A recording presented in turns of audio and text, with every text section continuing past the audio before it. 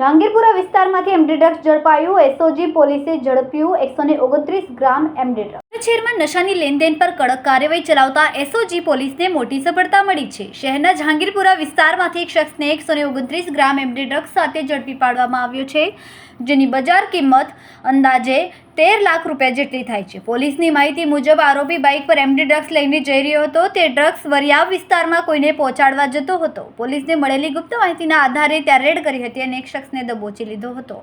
આરોપીની ઓળખ સુફિયાન ઉર્ફ સીબુ હુસેન શેખ તરીકે થઈ.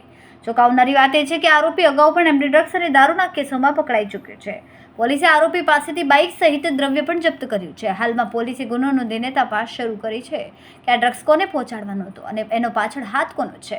સમગ્ર નેટવર્ક સુધી પહોંચવા માટે એસઓજી દ્વારા સઘન પૂછપરછ ચાલી રહી છે. પોલીસ દ્વારા અહીંથી ડ્રગ્સના જથ્થા સાથે પકડાયેલ શખ્સની કડક પૂછપરછ કરવામાં આવી રહી છે અને શંકા છે કે આરોપી પાછળ કોઈ મોટું નશાની ગેંગ કાર્યરત છે. પોલીસે તમામ જોડાણો અંગે તપાસ શરૂ કરી છે. કેમેરામેન સેનિલ વિરાણી સાથે વિશાલ છેઠા, માનવ પ્રભા ન્યૂઝ, સુરત.